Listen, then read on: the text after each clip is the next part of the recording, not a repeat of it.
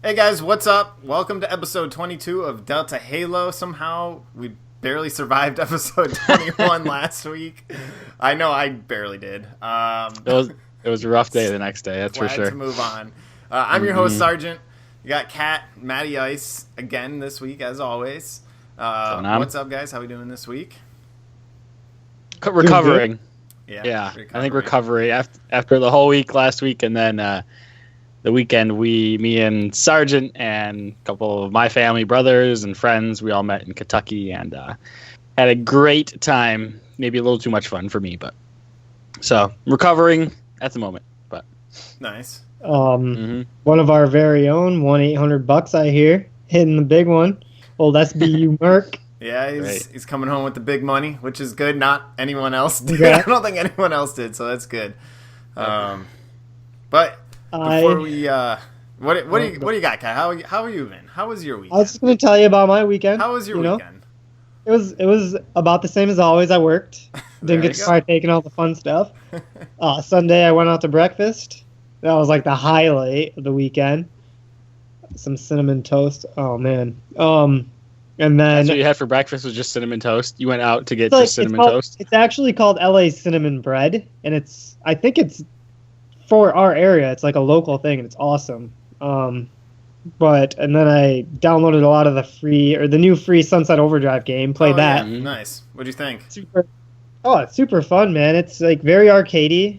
It's honestly probably the closest thing I have to skate right now. Oh yeah, you can grind around and stuff. Grinding the rails. Yeah, it's very free running. You run on walls, you grind on rails, and it's cool that like on the rails you don't slow down with speed. So if you start grinding one that's in a circle, you'll actually just sit there and go until you jump off. Yeah, and you can just shoot people as you're like spinning around. Really fun game. I've been excited for it since it came out. To be honest, I would have paid $30 or $40 for it. I'm glad. That's awesome. They gave it to us for free. That's huge. Yeah, that's like the biggest name game I gotta think so far for games with gold on Xbox One. Yeah, for new big names for sure. It's a AAA title for sure. Yeah. So. I mean, Insomniac games in general, I think they're underappreciated in the game world. Their games are just absolutely amazing. I mean, Psychonauts was the most underrated game like ever. Everyone should have bought that game. It was better than Spyro. It was better than all those huge games. But yeah, Insomniac games. You should keep your eye out for all their games. Other than that, I played some Halo. Nice. We will we'll get into that obviously later because we had Warzone Firefight out and some other new stuff going on. But before we get going, please hit subscribe on this podcast. Give us a rating, review in iTunes. I think we're starting to get a few. Hopefully, we'll get our average star rating up there soon. So if you guys could just take the minute or whatever it takes to put that rating in there on iTunes, we would really appreciate it. And you can check out the video of this podcast up on YouTube at espawngaming once we get it up there later this week. And follow us on Twitter at part_time_elite. So, last week we had some trivia. And I put a question out to the fans. Unfortunately, I didn't see any responses to the trivia. We got I think we got a tweet this morning. We got one in this morning. I was so I was like literally on autopilot and I was driving, so I really couldn't tweet back. And then when I get to work, it's just like so crazy. But let me pull it up. We have one. Yes. I just want to know that we did see you. I'm sorry, I meant to like it. VBG's coming in. Yeah, VBG. There we go. Yeah, actually, that's not what I saw, and to be honest, I can't find it right now.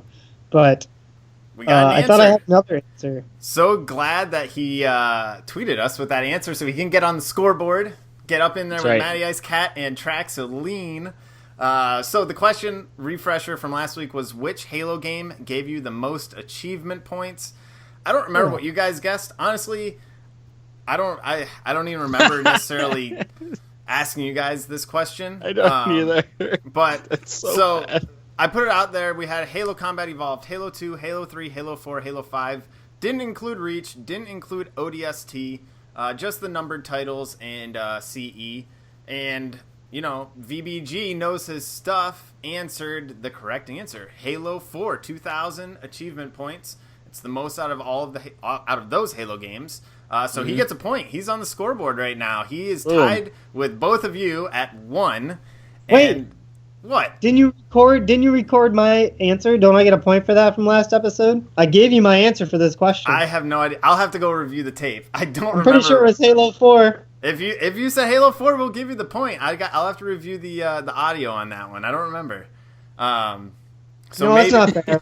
I can't steal the community points. Well, I think it was. I think I was right. All right, we'll review that, and we'll tweet that out and see if you were right. I honestly don't remember what your answer was when I was editing it. I was just trying to get through it. But so right now, I was too drunk. I was too drunk to remember. We got 4 people on the scoreboard. We got MattyIce, Cat, Traxaline, and now VBG, the newcomer, coming in here. 3 tied at 1. Traxaline still in the lead with 2. There will be more trivia at the end of this episode. Stick around.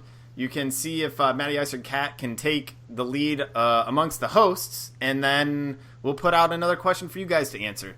So stay tuned for that. That'll be coming up at the very end after our weekly intel. So if you're listening and just want to skip to that, it's at the end.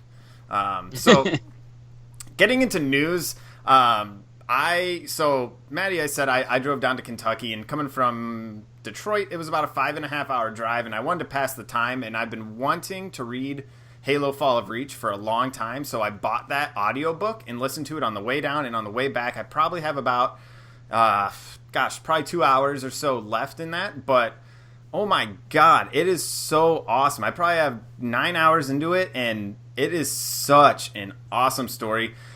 The writing at the beginning isn't great, but I highly, highly recommend anyone that's just a little bit curious about the Spartan program, Master Chief, and how that all started with Halsey. I highly recommend checking out. It is such a cool story, and my one biggest takeaway out of listening to it, and I kind of have a gripe with Bungie for how they portrayed Spartans up all the way until they handed off the reins to 343. I mean, Spartans in this book, and guys, if you're listening, correct me if I'm wrong, but they're basically like tactical assassins. They are so incredibly smart, so incredibly quick, and will most likely try to avoid confrontation or go about it very, very strategically and very, very precise, very high precision in what they do.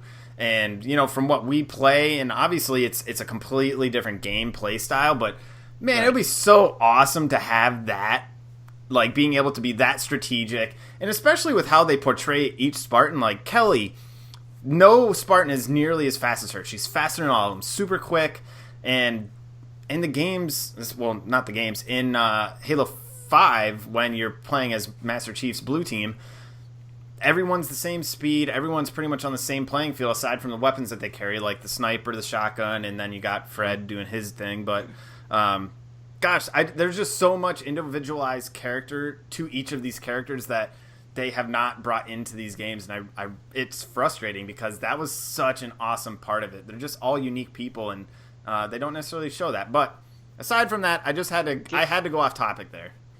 Can I throw something in there? I think it would be something that would be cool. That 343 could potentially do with that kind of thing. Yeah. Because they haven't put much focus on single player at all recently. How about doing something like like an episodic DLC with that kind of thing? That would be cool. Right? So obviously it's a different play style. You can't really do the whole,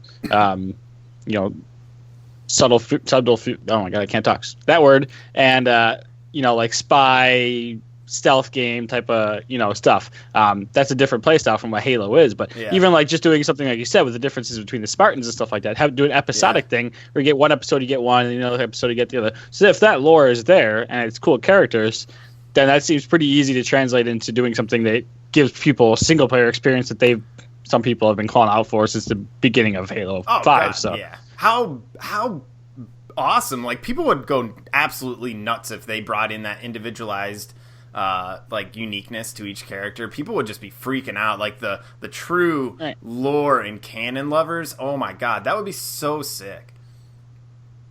just do $10 for an episode. Yeah, you can play as whichever one you want. Yeah. Have it go along and stuff like that. And whether it just be like you follow one of them on a couple missions or something like that, or like at this target they got to go take out or something like that'd be cool to do, right? Yeah, just make it quick, short, whatever it may be. But yeah, I agree. That would be interesting. And it I don't know if it makes sense to do it this way, but I loved the missions that they talked about through the book. They were just so. They had a clear goal. They had to go achieve it, and it was just like very military focused, which I don't get that feeling when I play these games necessarily. It's always such large scale, fighting back the Flood, fighting back the Covenant, which obviously is a huge part of it, but there are very pointed missions within that giant war against the Covenant. So I think they could definitely do something there, and I love your idea with the episodic content. That could be cool. And one more thing about it before we move on. This was really cool, and I feel really dumb about this, but the Covenant is a collection of alien races, and the way that they work is they move and colonize and take over other alien races and bring them into their species once they understand what they are, or like what they are. And with humans, obviously they found that they were so far behind them technology wise and everything, they just kind of wipe them out.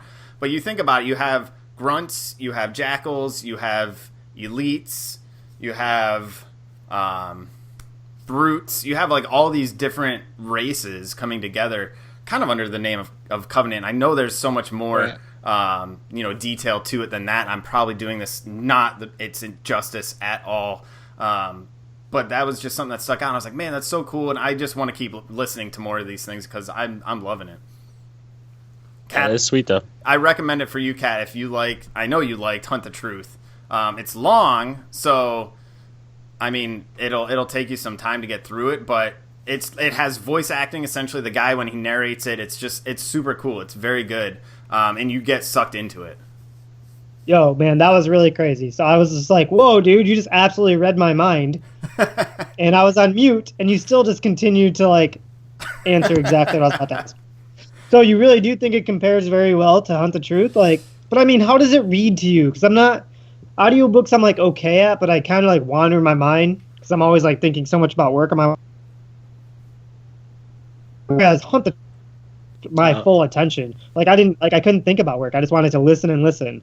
Has it got that same aspect to it? It did for me. I'll say I didn't like the prologue, but once they got into following Dr. Halsey and how she started the program, dude, it hooked me so much. How do they do for audio cinematics? Is it literally just reading a book like one guy? Yeah, so they don't have any like explosions or people running. Like, they don't have that stuff that sucks you in like Hunt the Truth did. It's just someone reading, but he definitely does a very good job doing different voices for different people. That gets you kind of into it. All right, that's cool. I'll give it a shot for sure.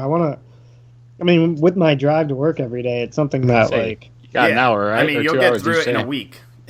Dude, I literally sit there in silence and just drive for an hour, just calming down. That's how stressed I am at work. Yeah, it's terrible. No, I mean, I listened to it today on my way to work, and I only have a 30-minute drive, and it was awesome. I was like, I just want this traffic to back up because I just want to keep listening. I don't even want to get to work. That's how it was with Hunt the Truth, man. I was just like, oh my god, I only have 10 more minutes to get to work. Yeah. Or because my drive's an hour. Yeah, so that was the best thing that happened to me. I was so excited. Every Tuesday, I'm just like, it's Tuesday. Yeah. I can't wait to wake up at 6 o'clock in the morning and drive to work. Or 7. That's the thing that got you going. It really did. So guys, anyone listening that hasn't, check it out. Cat will report back, hopefully, if he gets into it, and we'll get his impression coming from the very hardcore Hunt the Truth fan. He loved that, so we'll get that side from it, and I hope to get into some more of the lore stuff. But moving on, things that are going on right now with Halo 5. Warzone Firefight beta launched last week on Thursday. I got a chance to play a little bit of it. I know you did, Matty. Did you, Cat? I did not. I didn't play any of it. Wow. To be honest, with what I heard from your guys' text messages, I didn't even waste my time. We ruined it for you. You did. Like, I'm just... Okay. I went right into Slayer. And multiple. I mean, I don't even know what to say. I've been reading a lot of people on one side or the other. I didn't like it at all. I don't know. What about you? All right. So, how did it play out? Was it unlimited levels? No. So that's the thing. There was 5 rounds. 5 waves. 5 waves, essentially. 5 rounds. Yeah, why don't you talk through it, Matty?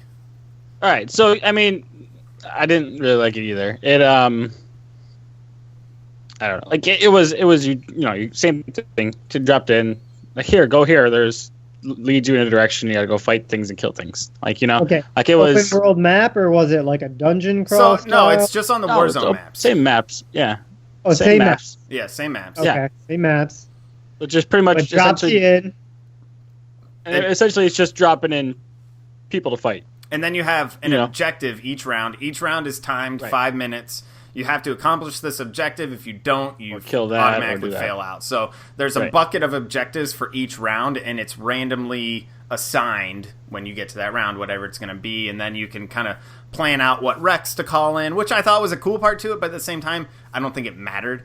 I found myself a lot of the time just running around the map like an absolute madman, like a pack of dogs, just trying to chase stuff down and kill it, because that, like, if people were in the right position and got to these kills faster, like crawlers or grunts or whatever, like, you didn't get any points for the round. Like, it was really weird. It was very sectioned off in different parts of the map. You had to, like, sprint full out to get there. Okay, it was a race to kill things. Yeah. Was it just your fire team, or were there other fire teams? No, it was 8 people. 8 people. Okay, so 8 people. You're all on the same team, right? Yep. Yeah. And, like, these objectives, give me an example. Like you said, chasing something down. So kill 50 grunts. So that'd be like round 1. Kill 50 grunts. And you'd have to search the map to kill 50 grunts, essentially. They'd be dropped in. They'd also be dropped in with, like, elites and jackals and things like that, but you had to kill 50 grunts. Same thing with, like, kill 50 crawlers. Those very basic ones. There were other ones like... kill whatever the aircrafts are called. The Phaetons. Phaetons. Yeah, so knock all the Phaetons out of the sky. So there'd be, like, 15 of them that you had to kill within the round limit. Then there'd be, like, take down the knights, like, whatever, the legendary knights. There'd be, like, a few legendary knights you had to take down in the time limit. And then supposedly supposed to be the hardest round, which I didn't have any trouble with the few times I played, was the final round, the 5th round. There was a few legendary bosses, and then this big deal legendary boss, or mythic boss, excuse me. And basically, they had some more firepower, but essentially they stood in one place and were just bullet sponges. I rolled out a tank every time and just sat there and popped off shots. It, like, I don't know. It wasn't hard. No, I sat in a Ghost Ultra and just ripped shots and didn't even, like, I had one time, like, I was fighting one of the legendaries and I was in the same thing, a Ghost. It was round 4. And, like, I had to, like, shoot it and then dodge its shots, but it was pretty easy to tell when it was going to shoot at me. Yeah. It was pretty easy for me to dodge a shot. So, like, I died a couple times when I was playing it, but it was more just me being an idiot and running around and not taking cover and stuff like that when I should have. Yeah. Yeah, it was not. It was like a completely avoidable death that won't happen if it was actually trying to do something with the game. Yeah. And yeah, same thing with the Mythic guy. I sat there with a Ghost Ultra and just peppered it while it spun in a circle, shooting at random people. Like, didn't move once. It just stood there. Like, I recorded it too, and it's just me sitting there, just shooting it, and then his health going down. So, all right, so. I like the idea that they are adding the bot, because when you were saying that, like, oh, go kill 40 grunts or kill the things out of the sky, I thought there was going to be just random stupid things like that. I do like that they're incorporating killing the elites and the bosses. Yeah. Like, that's what I was kind of excited for. More like a Prison of Elders kind of feel for you Destiny fans out there. But what I'm gathering is it's just, like, kind of boring and just monotonous. Just it's not hard enough. Fun and gun and bullet sponges. Yeah, there was not enough challenge. I will say I never got the defend the garage objective, which a lot of people were complaining about. You got it? It was the most fun that I had playing. It was the defend the garage. Mm-hmm. But it wasn't hard. It was just defending the garage. I mean, we actually, a couple of them got into the garage. We just had to go kill them and stuff like that. But it wasn't hard. It was cool. That was the coolest part that I had. Yeah. I actually enjoyed that part of it as far as, like, the defend the garage, because it was pretty interesting, and kind of stuff was going down a little bit, and I actually had to like shoot things and like pay attention. But other than that, I mean, it was face roll. So it's just like that's exactly what Firefight was in ODST when it came out, right? You had to survive the waves. Like that was the same thing. You had to survive and defend the base. Like they need to add more things like that into it. Like I don't even know. It needs help. It needs help. I feel like, it was the beta, so we can't be too hard on it. No, I agree. But the beta is pretty much they're testing the connectivity and stuff like that. But the beta, I don't know what they're going to tweak as far as the gameplay goes, but they might tweak a little bit. Yeah, beta's not too far off from mid product, but I feel like they're on the right path with the way that they're setting up the bosses. This is just me talking from outside and never playing it, from what you guys are just saying. Sure. I do like the idea that they're using the bosses. And I was a huge Destiny raid player, so if I can see some aspects of you have to do certain things to bosses in order to kill them, but I mean, you're getting so far off the track of Halo. This firefight thing has always been weird to me. I've never really partook in it, even in Reach. Well, I mean, with the boss part of it, it's like what I was talking about. They have that chance to take Destiny players using this kind of game type, and like something like me playing Destiny, that sounds like it'd be really cool to me. I mean, as long as there's a reward and mechanics in making that. But it sounds like I'm not just going to go out there and just shoot at big things. That's not what Halo is. It's more like accurate shooting. But, like, for me, listening to you guys, it doesn't sound like something I even want to partake in. No. You guys can try it out. But there was no, like, the cool thing about Defend the Garage was, like, there was something that you needed to accomplish. It wasn't just go kill random stuff. Like, there needs to be objectives based around something. Like, there's a Pelican inbound, and you have to defend it because you have to evac all these civilians or something. Like, I don't know. Give me something cool to try and achieve rather than just running around to kill grunts. Like, why are they coming? Why are they being dropshipped in here? There's, like, no purpose to it. There's no point. Like, it doesn't tie into anything. It's like pretty much just a race to get a score. Yeah, it's like having someone like basically Bungie's the leader, like trying to make a game that they haven't even like thought the rules up yet. Yeah, let's kill some grunts. Okay, let's go kill this ghost over here. That looks fun. Like it doesn't seem like they're not setting it up with that kind of like you said, like more of like a story or just an achievement, a reason you're doing. Just because it wasn't hard, too, you know what I mean? Like, I guess some people did fail, but I don't know who would possibly fail at that. Yeah. It was really just a race to try to get the highest score. I mean, honestly, after the first 2 rounds, that's what it was for me. I was just racing to try to get kills to jump my score up, and that really was it. Like, it wasn't fun just because it wasn't hard. Like, if it's hard... Like I don't know. Maybe some people want the whole score race thing. I want to kill more things than you and get points that way. But like I'd rather have it be where you fail a bunch of times and you actually have to do stuff right in order to. I mean, it seemed like you had to really do something wrong to not complete. You had to really mess up. Like Whereas, make it as opposed to doing something right. Yeah, so it just wasn't challenging at all. Yeah, make it challenging with nice rewards. Like that's what Destiny players want. That's what would drive me to do it. You know what would kind of also be cool with the multiplayer aspect of it would be they don't rank this, right? No. Well, like have it like a free-for-all ranking system. Like your points really do matter in a ranking. You could be like a super good ranking. Still just a points race then. It still kind of seems you're just face rolling through it to get points. Get out there and just like grind points. Like get the most points. You want to be the top of the whatever. I mean, it just gives you another reason to play. Yeah, I'm reaching here for a reason to try playing it. Okay, it's a band-aid. It's a band-aid for a much larger issue, and yeah, it could help in the short term. But I mean, it's not even Firefight. You know, essentially, it's not Firefight. It's not endless waves. You're not trying to survive. You're actually on the hunt, and that's not cool. Right. I'd like the feeling of being able to survive. Yeah, it seems like a knockoff of Prison of Elders play. So it sounds like. I mean, I don't know.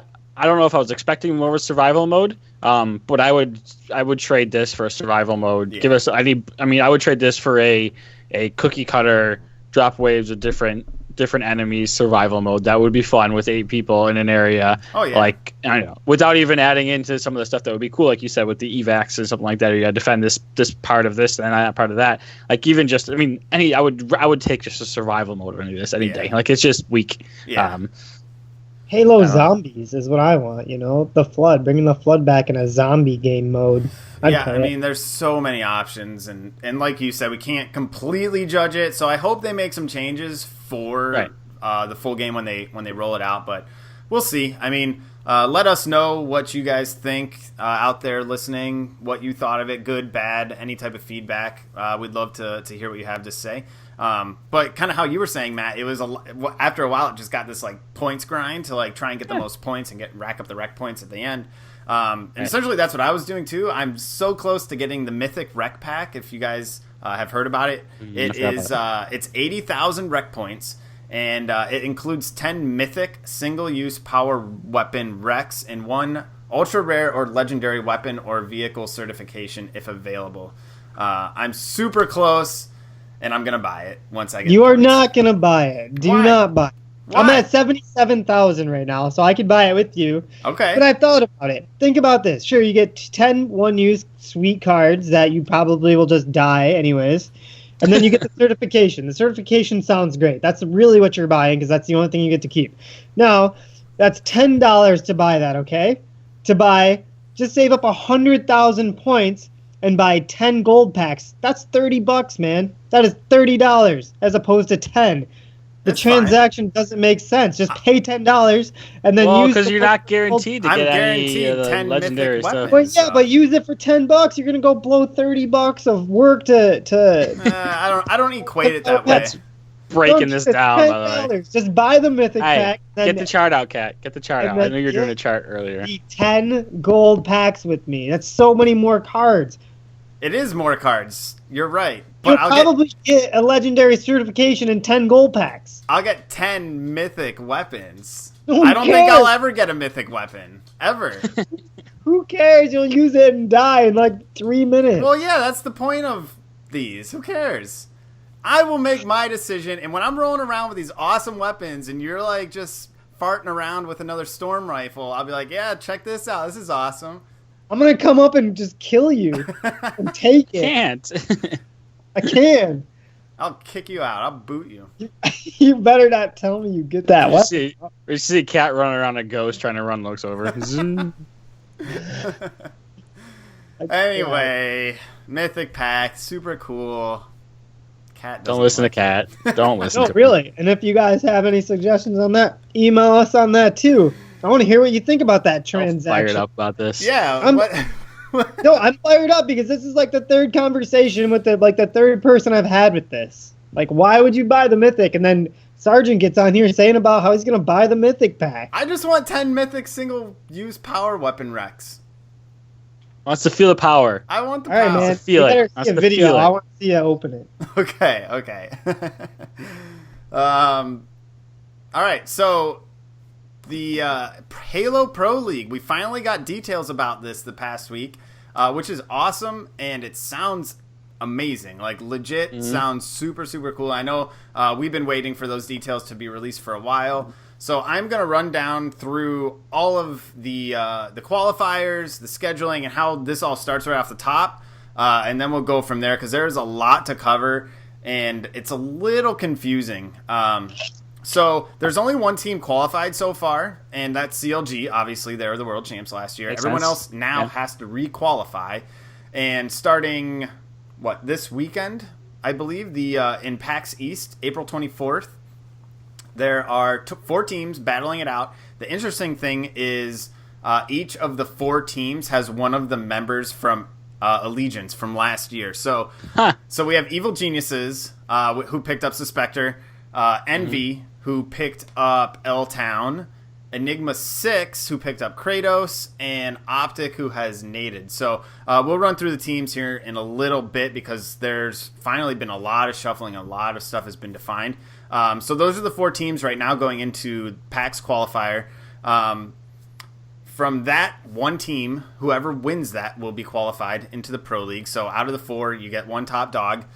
April 30th, you have an invite-only online qualifier, so 16 teams will be invited. The top 8 will advance to a LAN tournament that happens on May 8th. That May 8th LAN tournament has the top 8 battle for the next 4 spots in Pro League. So The online qualifier whittles it down to 8. They all meet for a LAN tournament, and the top 4 of those 8 qualify. So then you have 6. And now this is where it gets a little interesting, a little confusing, but also pretty cool. So May 14th and May 15th, there's 2 open qualifiers. Top teams will be identified from there and go on to battle the LCQers. So this is like the LCQ round on May 21st and May 22nd. So LCQ, last chance qualifier. This is your last chance to get into the Pro League. And so what this is the winners from the qualifiers on May 14th and May 15th will duke it out against the bottom 12 teams from the invitational qualifier. So remember, 16 teams were invited to the online qualifier. The bottom 12 will be in the LCQ with the 2 winners from the open qualifiers. So from that LCQ, the last 2 spots will be decided. It's a lot of math, and it's definitely a little confusing. Tried to explain it as best I could. So there's a lot that goes into it to figure out who those top 8 are that qualify for the Pro League. I want to talk one more second here.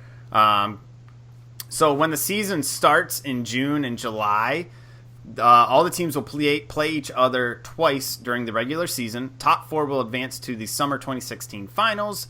While teams that finish 5 and 6 will not make it to the finals, they still have their spot guaranteed in the following Fall 2016 season.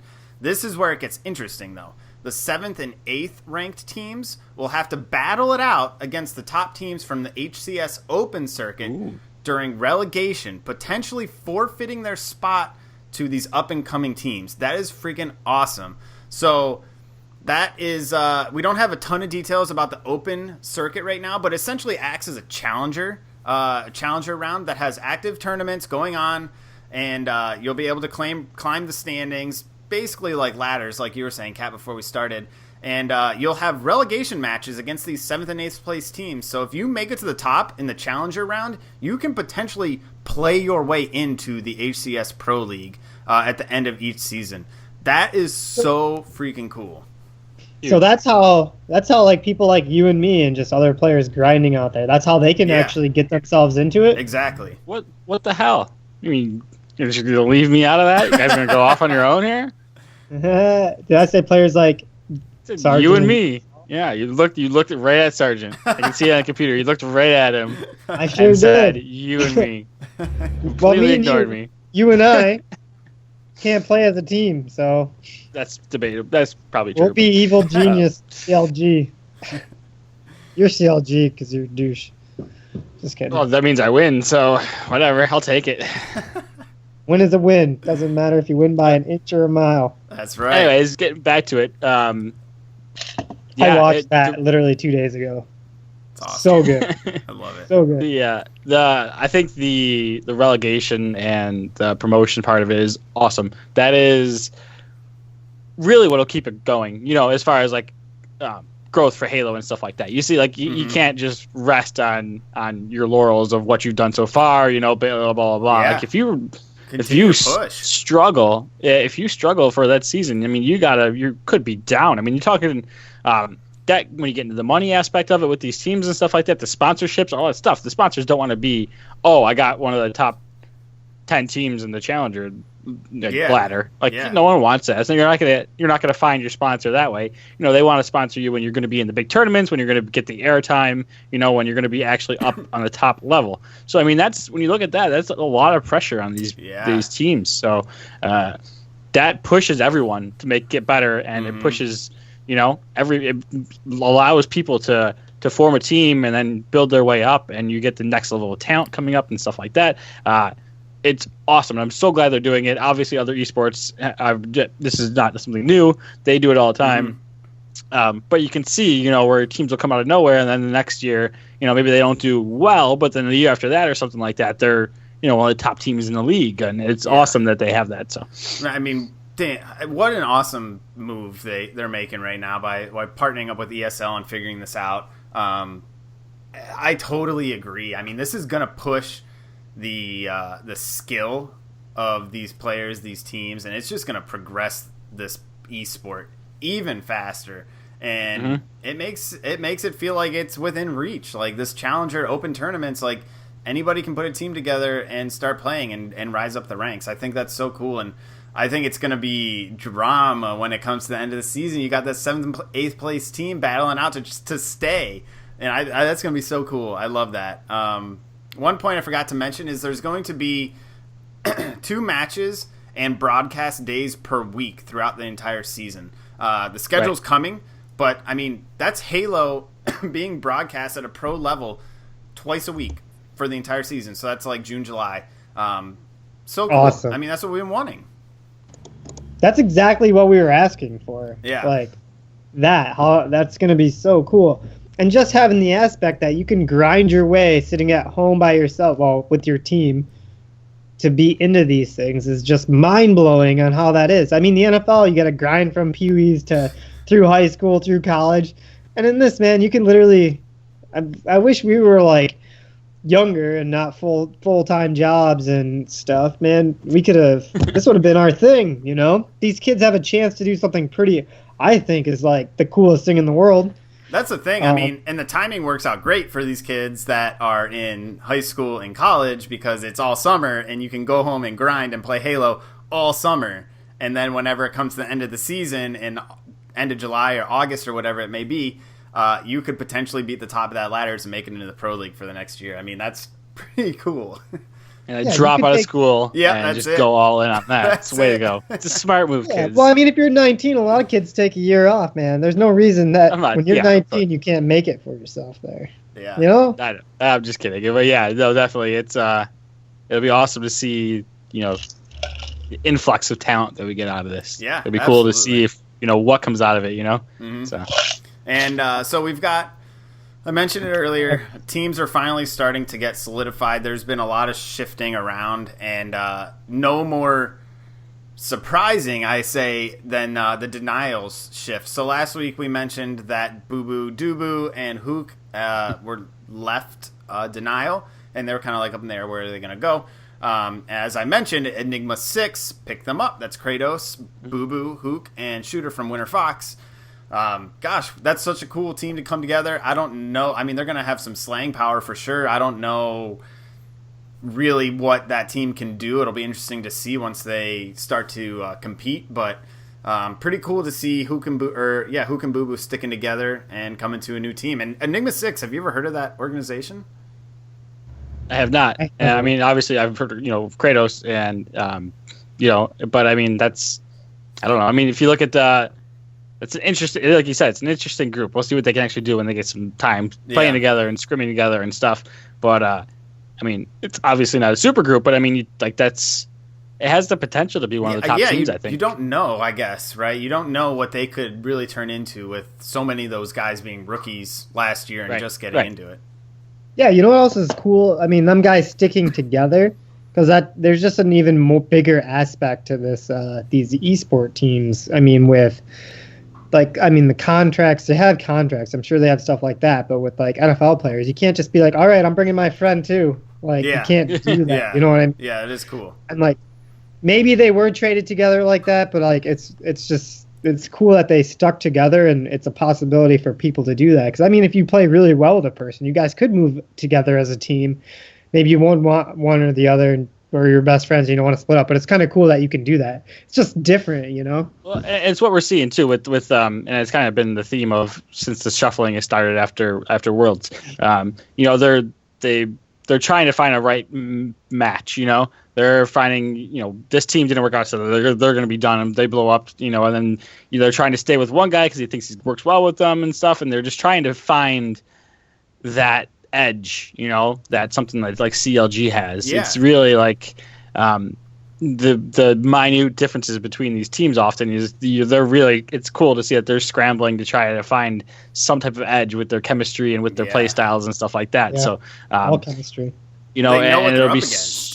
right. And I think it's sweet too that it's kind of happened this way because I mean, so many teams have changed now and stuff like that we're kind of going into it. It's like just throwing the freaking deck of cards up in the air and seeing what happens coming into the pro league. So it'll be really cool to see what happens. Completely new, fresh start for so many of these teams. A team we didn't mention, Renegades. Ninja, Victory X are sticking there, but they got 2 new pickups. And I don't know if much of this is finalized, but from what I'm seeing right now, Renegades picked up Commonly and Penguin, so 2 very good players right there. It'll be interesting to see how they mesh with Ninja. Cloud9 sticking the same, Assault Cloud, Denoxide, and Hysteria. You've got Elevate with Goofy, Straight Sick, Munoz, and Nemesis. Liquid is without Ace because he ended up joining Optic. So they have APG, Hines, and Unlegit at this time. They're probably looking for a 4th. Winter Fox, as we mentioned, lost Shooter. So they have Randa, Ryanoob, and Domi. Denial lost Boo Boo and Hook. So they have Contra and Predevinator.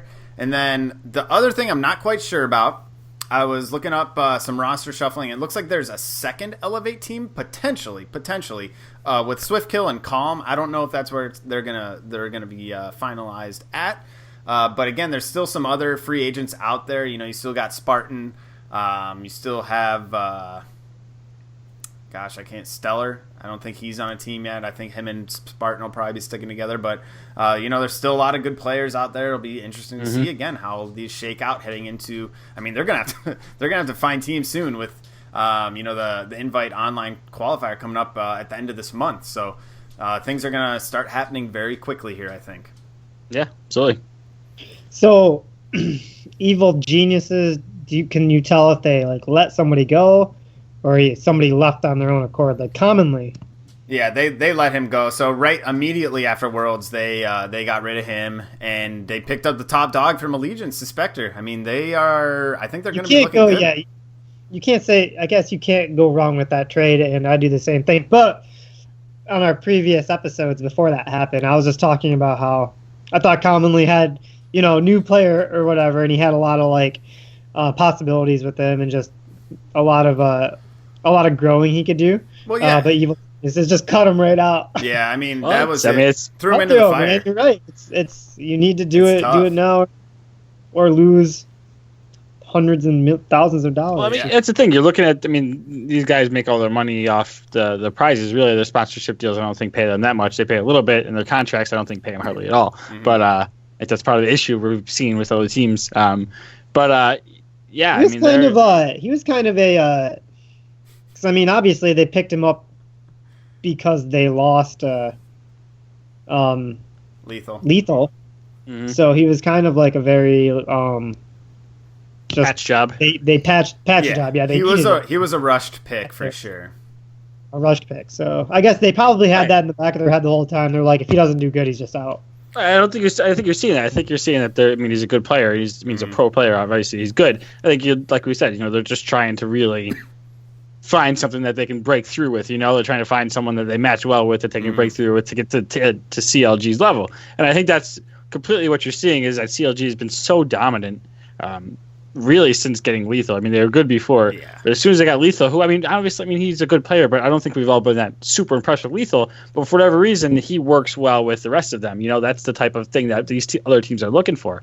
They've been so dominant that you have to shuffle to try to get it done because no one's going to touch them otherwise, So it's really just it's throwing up, everyone's going crazy. But why pull a team together if you can't take a run at the top dog? I mean, why just get somebody to have somebody? You want to be the best, and I love that. And I think so many of these teams are searching for that, and it's to be seen who's going to emerge to be those top teams. But I mean, with all the shuffling, it's exciting regardless.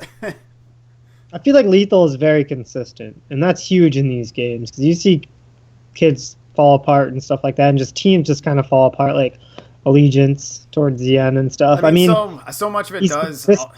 So much of it comes down to your other teammates too, and I think they, as an entire team, yes, they are incredibly strong, but they're also very consistent. All 4 of them together. So we've been.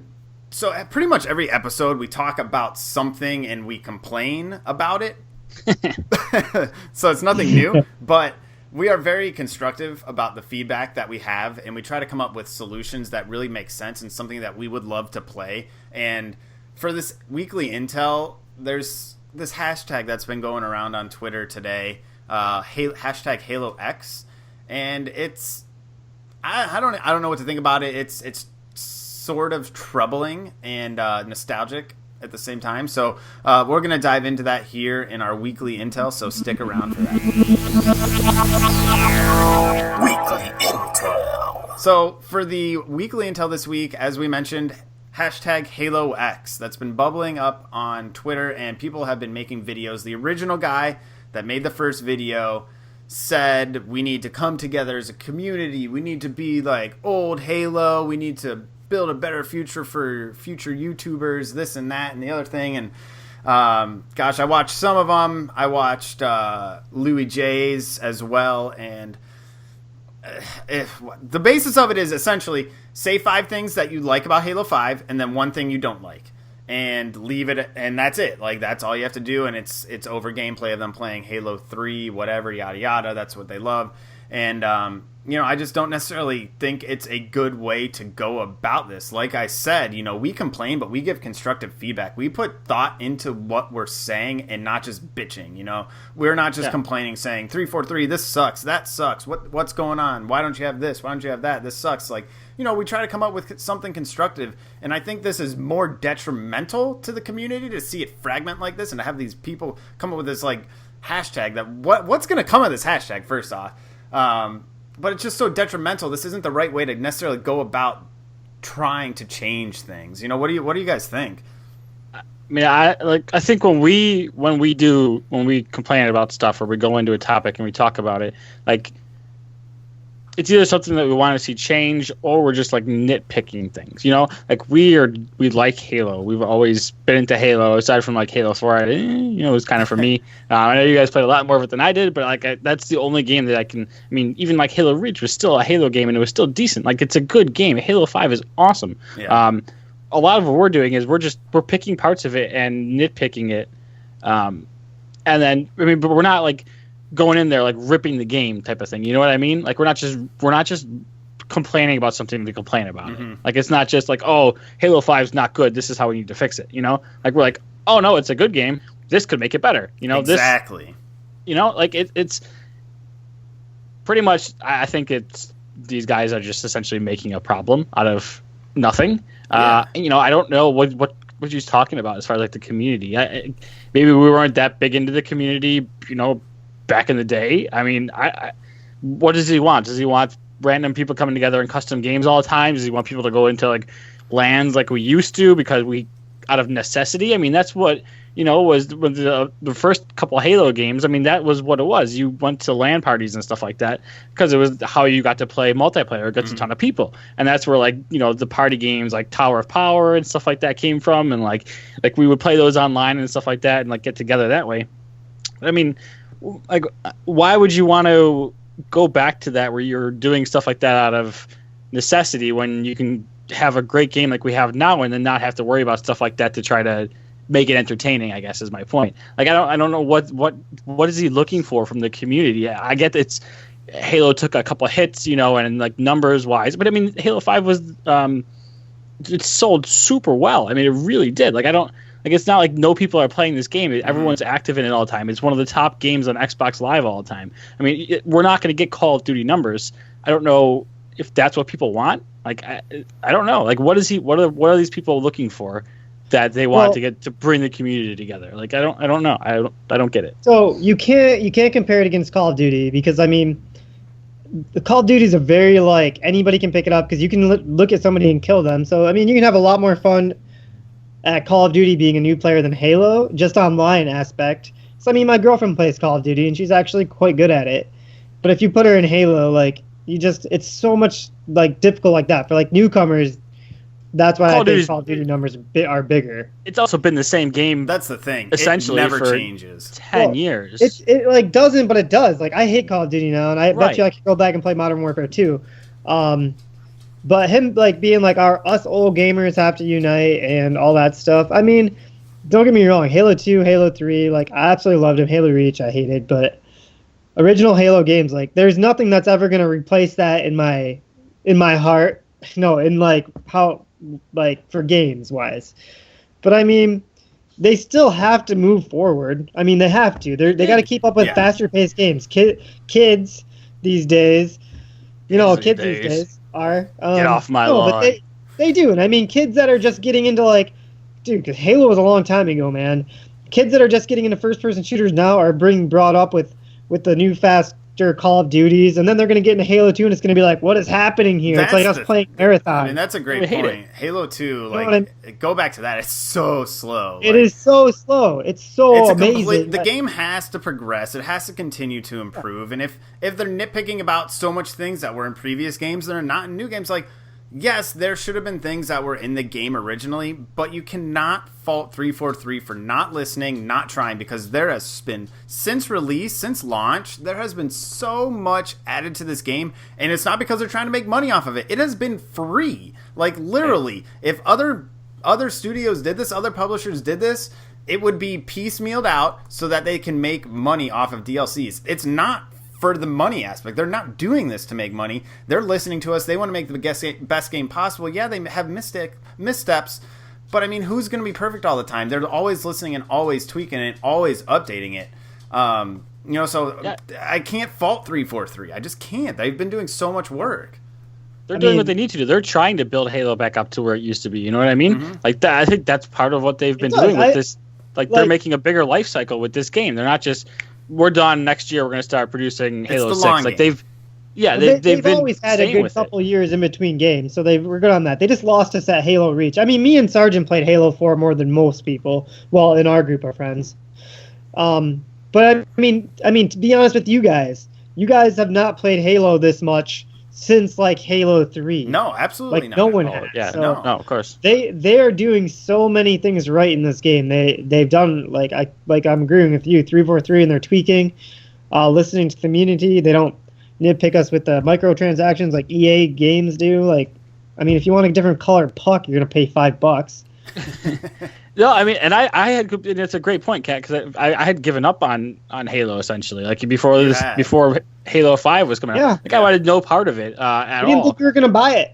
No, I honestly didn't. I mean, like that wasn't just being dramatic. I legitimately didn't think I was going to buy it until I started watching gameplay of it and like how it actually played, and then I got a feel for it. I mean, that's after the beta. Even after the beta, I was like, I'm not sure I'm going to get it. But then once the stuff started coming out more about it and everything like that, and I actually gave it a chance, and it's a great game. I think it's the best Halo we've probably had. Obviously we've been playing since the beginning, and we have nostalgia, which is always super powerful. And it's it really kind of messes with your view of things. As far as like being able to look back at it correctly the way it was compared to what it is to now. And it always looks better before, But I mean, Halo 5 is awesome.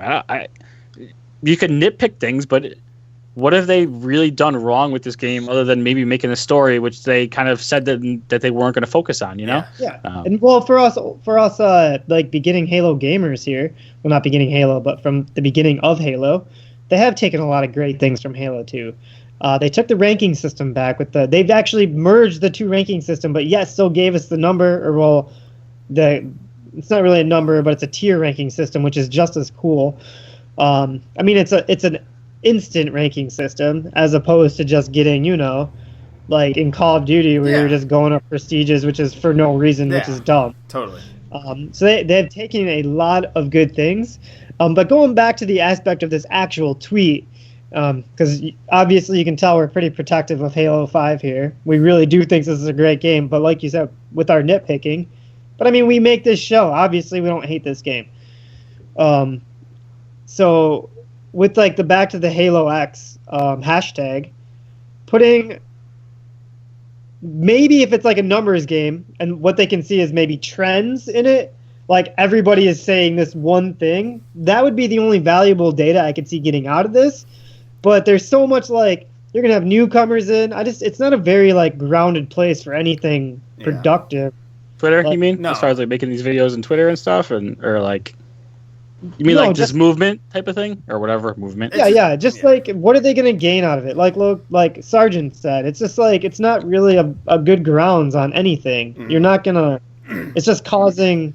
I don't know what it is. Stir. If you want to give feedback, make a good video that is constructive. Say, this is my issue. Here's 3 solutions that I could see happen. Not just say this game sucks because there's not infection. Like, that is not a solution. That is not constructive feedback. That doesn't help. And that's not, no one's going to listen to you, frankly. Like, why would anyone take you seriously if you say that? I mean, there are plenty of ways to go about it. Like, the Halo subreddit, you can go on there. Bravo's on there all the time listening. If you have something instructive, take it there.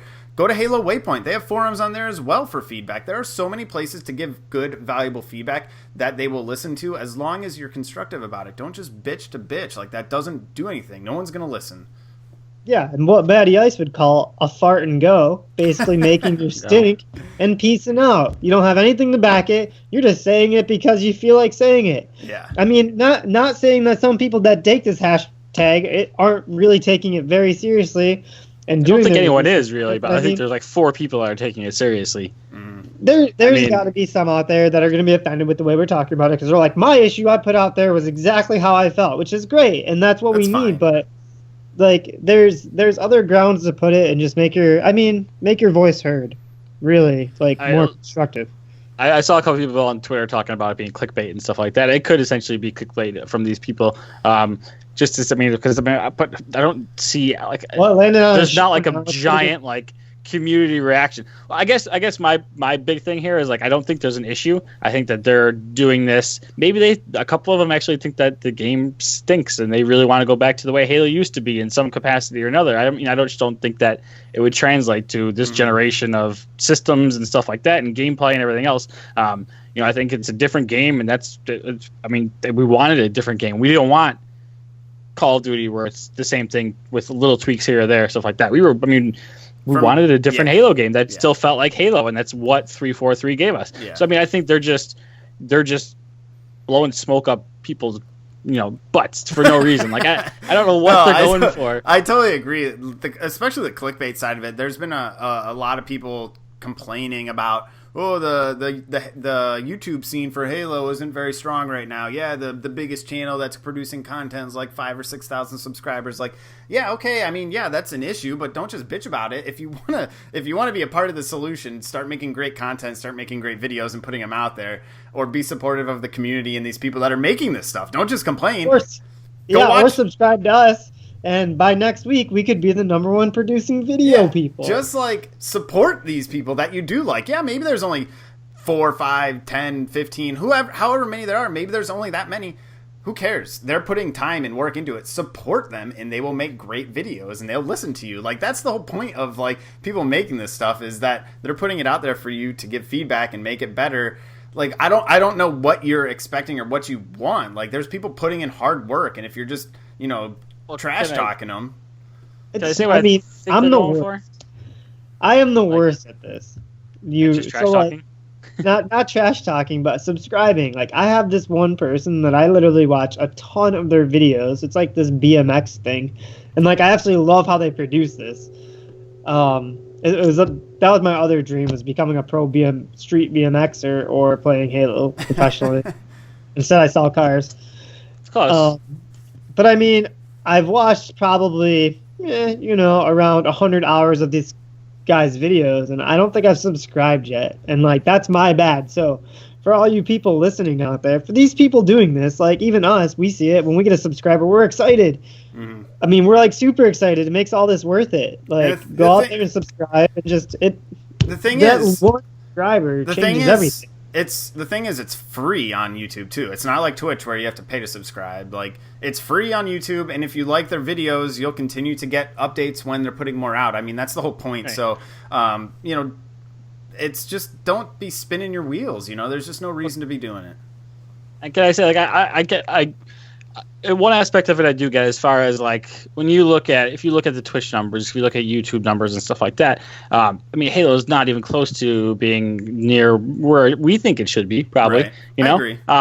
Whether that's the people that are actually putting out the content, whether it's people that are streaming, the people that are making the videos, and there's an issue with them, or if it's just I mean, Halo is a smaller community that, I mean, people don't go on YouTube as much, maybe. I don't know. I mean, it's not like, I mean, there could be a number of different issues with it, or it's just could be that like this needs to build up more. I mean, like you could almost think of it as like the Halo franchise resetting a little bit, and then you kind of have to build up with it. I mean, I guess maybe that's what they're trying to do here, because they're looking at the numbers and saying, you know, it's not even where it should be compared to like what. Like I don't think the numbers like at Twitch and stuff like that are where they should be compared to how good like of a game Halo is. You know, there's a lot of crappy games that we see on Twitch that are just top channels, but that's because people want to be entertained by the people that are doing it. So I mean, entertain more on your Halo Twitch stream. Maybe don't be as competitive, but be more entertaining.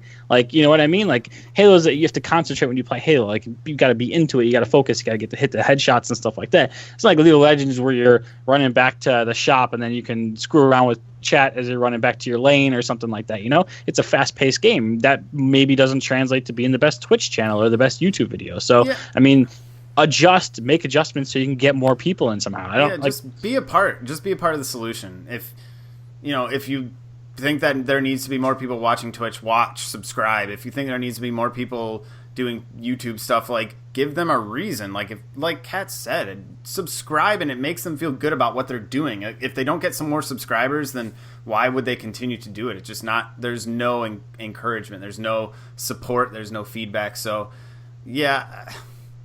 consensus, right? Overall. Consensus for us is don't attack the game.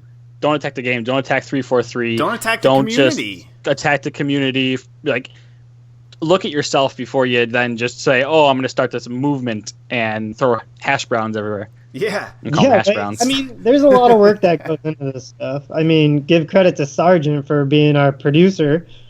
After the show, he sits here and edits for like another 5 hours, especially after our drunken episode. But I mean, there's a lot of work that goes into it, and we do this every Monday night. After work, we all go to work, we all come home, we sit down and do this. And honestly, if it wasn't for me sitting at work looking at our SoundCloud at our 70 listeners consistently through the board, like you look at that at work and you get excited and you want to go home and do this. Yeah. If that wasn't even seeing anything like that, like it wouldn't make this worth it. Exactly. So just partake in your community. Yeah. How about instead of trying to make a video and get people to watch your YouTube channel, how about you throw feedback on another person's YouTube channel and make their YouTube channel better or make their podcast better. Enrich someone else's.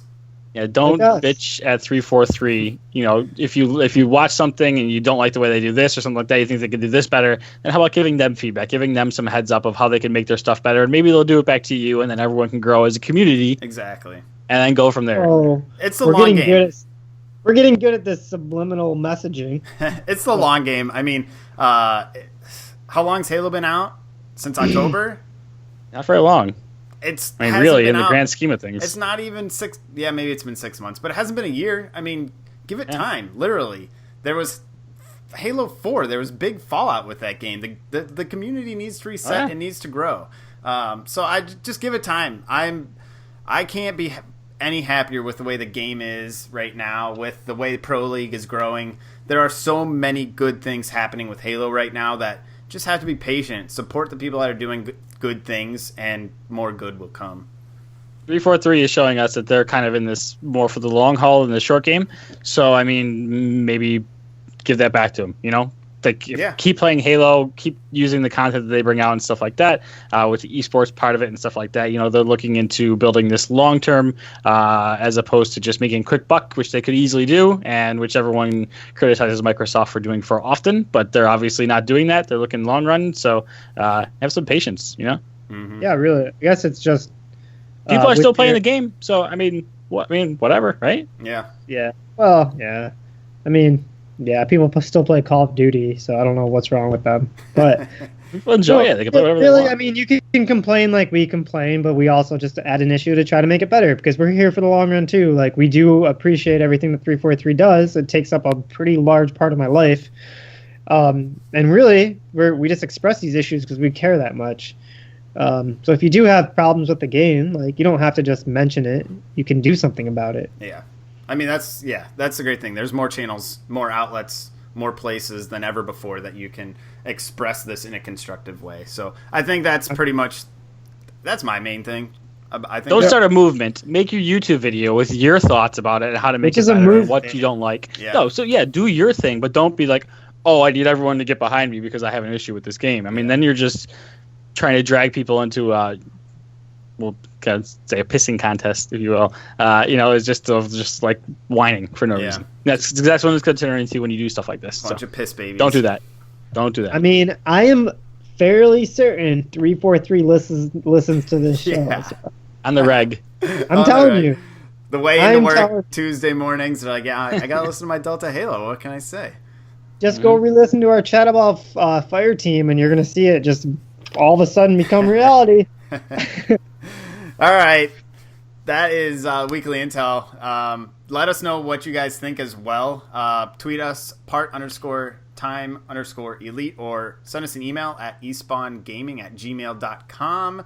Let us know what you think of Halo X and what feedback you have. But on to trivia, the most exciting part of the episode. I have some really good stuff, and since I've been listening to the Fall of Reach, I use that as a little bit of inspiration for these questions. There's no way I'm getting this right, is there? No, you will. I don't know if you'll get it right, but right. I didn't take, so the one that I'm going to serve up to you guys here, I called from the game, but it's not a part of lore, essentially. That's the one I'm giving the fans. I'm giving them a harder one. It's not even that hard, to be honest. But suck it, fans. You have to definitely know your Halo if you want to get that fan question right. So, all right, Cat, look alive. Here we go. We got a multiple choice. He's getting his Google ready. Look at him right now. He's cheating. No, I'm not. He's absolutely cheating. You are looking at Google on your phone. I am tweeting VBG that he is leading in points. Oh, he's tied. He's tied right now. He's got to get this next question right to be up. Put the Google away. Put the Google away. All right, here we go. All right. So Google, I sound 100, by the way. What? I sound 100 right there. Put the Google away. Put that Google away. What was that? All right. This is a multiple choice question. So as usual, I know you hate this whole buzzer thing, Kat, but you got to say your name to buzz in. Unless you have a better solution, that's what we're rolling with here. All right. So we got 5 multiple choice answers. The question is, how much does the Mjolnir battle suit weigh? What kind of measurement? Oh, pounds. Pounds. Okay, so here we go. You ready for your LBs. multiple choice? I'm sure we've got some Canadian listeners. A, all right? 250 pounds. A. That was perfect. B, 500 pounds. I'm going to keep going until you buzz in properly. C, 1,000 pounds. D, 1,500 pounds. Or E, 2,000 pounds. Cat. A. Incorrect. The door is open. Wide open. Dang. I am going to say, I'm not buzzing it in because Cat just blew his thing too early. I'm going to go with a strong 1,000. Correct. Ding, ding, yeah. ding. It is about half a metric ton. Nice work. That's right. Nice work. I mean, that's what I do. It's just, to be honest, the first time I said A was EH because I was making fun of, the Canadian measurement. I wasn't actually shouting out an answer. Okay. Then you went back to it, though. So, congratulations, Matty. You have Victory. 2 points now. You are tied with Traxaline for the lead with 2. Cat, you're still at 1. Not looking back either. No, you're gonna keep going. So. All right. Yeah. We got to get a trophy or some reward that we can give away by the end of Pro League. So the end of July, we'll have something. Whoever has the most points gets something. I don't know what that is yet, but we'll figure that out. We're gonna give you like a Hello Kitty eraser. Yeah, there. So BGB was the winner of the community answer, though, right? He was. The community question. He was. He got a point for that question. Points. All right. He's on the leaderboard now. Let him know. All right.